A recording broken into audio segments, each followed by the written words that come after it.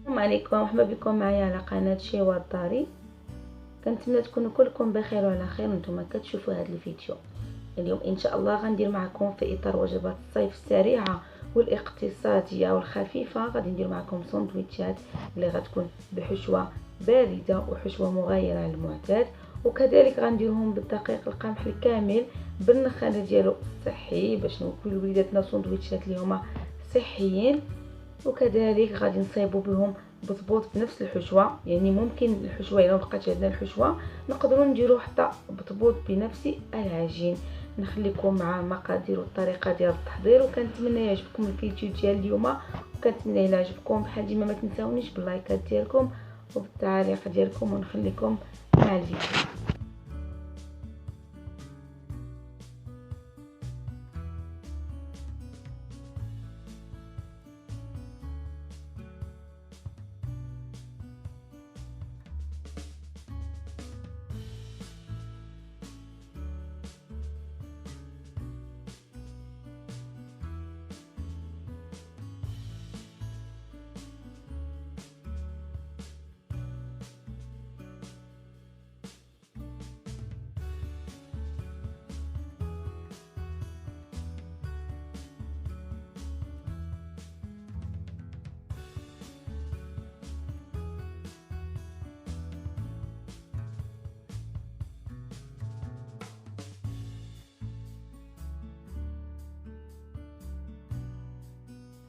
بالنسبه للمكونات اللي غنحتاجو، عندنا هنا 2 كيسان ديال الدقيق القمح الكامل درتو بالنخاله ديالو 2 كيسان.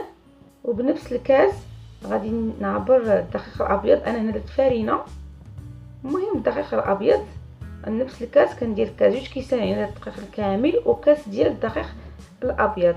غادي نزيدو ليه واحد شويه ديال الملح وملعقه صغيره من خميره حبيبات. اللي بغى يضاعف الكميه ممكن يضاعف الكميه، ماشي مشكل. هنايا عندي كاس ديال الحليب باش غادي نعجن العجين ديالي باش غنجمعو. كاس ديال الحليب دافي، ممكن تستعملوا الماء الا بغيتو، ممكن تستعملوا غير كاس ديال الماء. وممكن ايضا ديروا نيدو، يعني ديروا 2 معالق كبار ديال النيدو بودره. غادي ديروه في كاس ديال الماء تخلطوه وتعجنوا به العجين ديالكم حتى هو كيجي زوين في العجين. هنا كما كتشوفوا كنضيف انا غير شويه بشويه، ما غاديش نضيف كاس كامل حتى كنشوف القوام ديال العجين، حتى كتجمع لي العجينه ديالي. ديما الماء ولا الحليب ما كنزيدوش بخطره لان الدقيق تيختلف من واحد الى اخر. صافي هنا غنبدا ندير شويه بشويه حتى يتجمع العجين ديالي.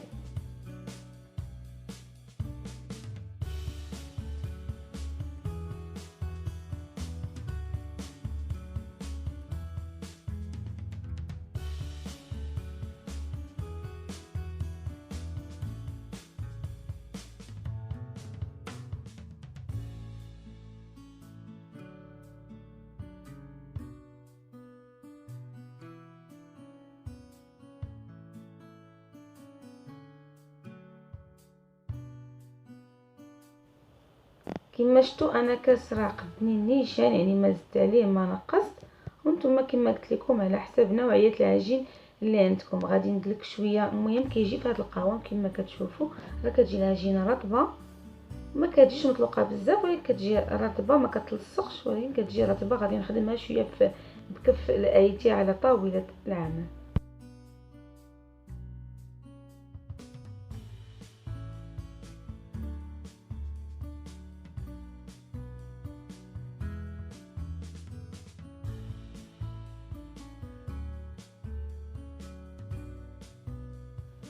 من بعد ما دلكنا العجين ديالنا غادي نديروها في واحد البلاستيك غذائي وغادي نخلوها جانبا باش تختمر لينا بما نصايبوا الحشوه ديالنا.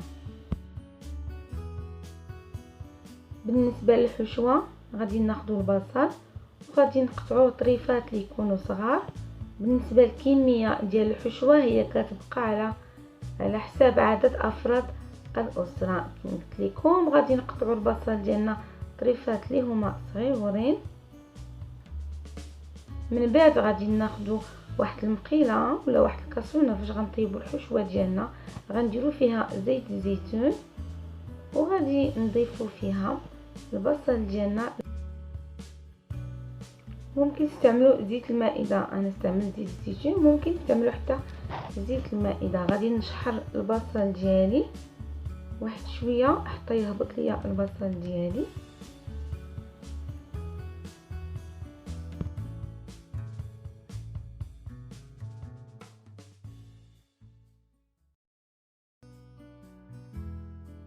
المكون الثاني هو هاد السبانخ اللي كلشينا كنعرفوا الفوائد ديال السبانخ على الجسم ديال الانسان. هنايا غسلتهم بالماء والخل وخليتهم تقطروا. دابا غادي نقطعهم طريفات صغار كما كتشوفوا، غادي نقطعوهم مزيان ومن بعد غادي نضيفوهم على البصل ديالنا.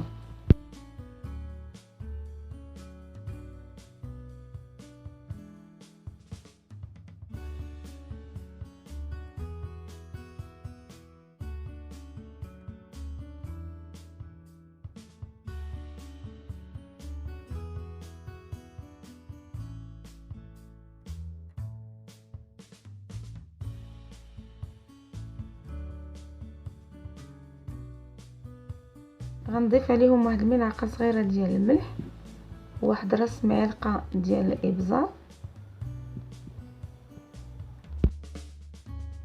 ضفت واحد نصف ملعقه كذلك ديال الكركم.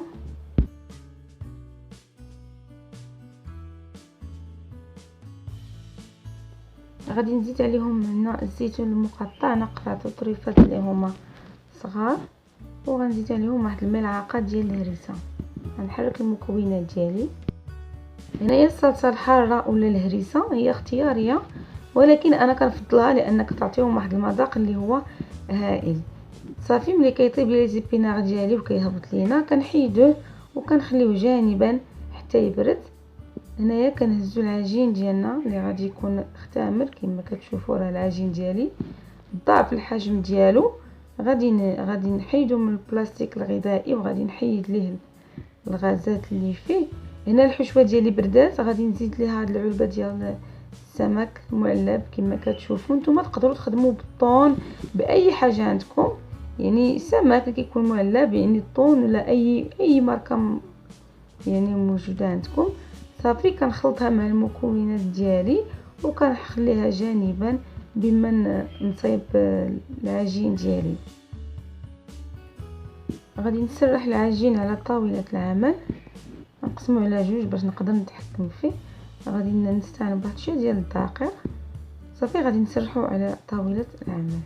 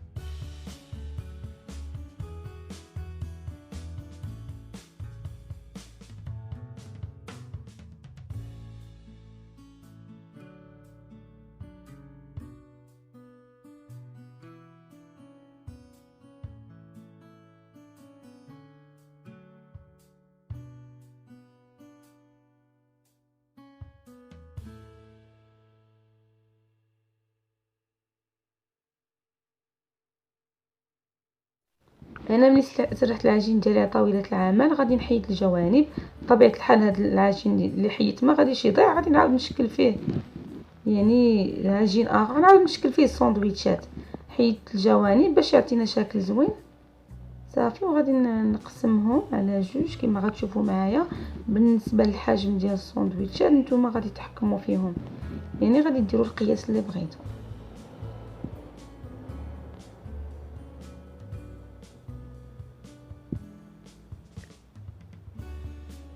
من بعد ما قسمتهم على جوج انا غادي ناخذ الحشوه ديالي غنديرها في يعني في على طرف العجين كما كيبان لكم.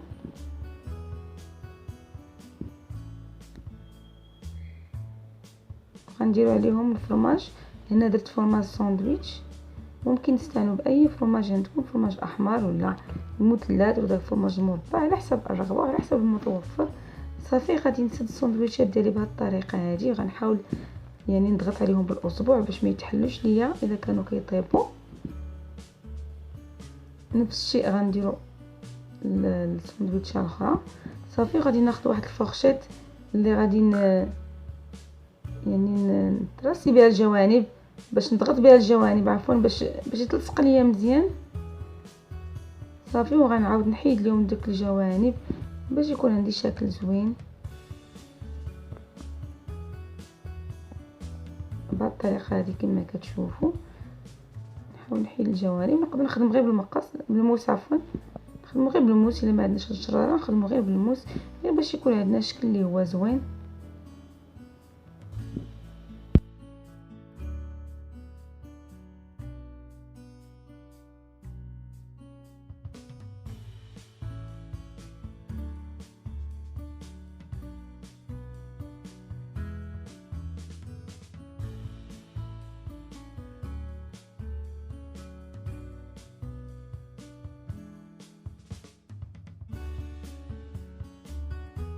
صافي بنفس الطريقه تنخدم العجين الاخر كما كتشوفوا هذاك اللي حيدت من الجوانب، هو باش غادي نخدم نفس الطريقه تنكمل الحشوه ديالي كامله.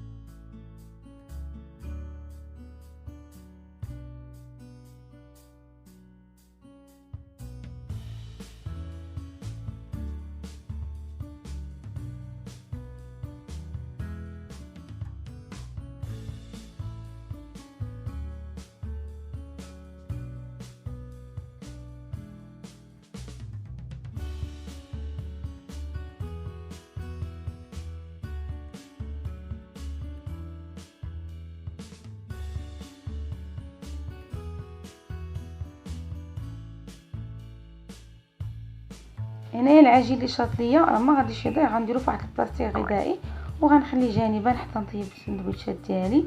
باش نطيبو حتى هو ندير فيه بطبيطات صغار، يعني جوج ديال البطبيطات. صافي هنايا غادي ندير واحد المقيله وغندير فيها واحد شويه ديال زيت الزيتون، غير غندهنها ماشي بزاف، شويه باش يعطينا غير داك اللون ديال الساندويتش، يعطينا لون زوين كما كتشوفوا. صافي وغادي نحط فيه الساندويتشات ديالي غادي نطيبهم.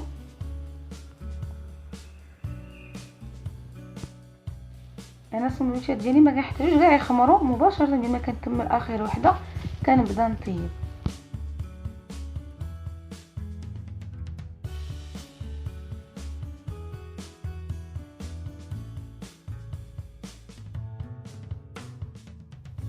انا كما شفتوا دهنتو حتى من الجهه الاخرى، يعني كنقرب نقلبو خصني نديرو من الجهه الاخرى باش يعطينا الجهه الاخرى حتى هي يعطينا فيها داك اللون ديال الحميمر اللي زوين كما كتشوفوا معايا، عطى هذاك اللون زوين. صافي كنبقى على هذه الطريقه كنكمل السندويشات ديالي كاملهم.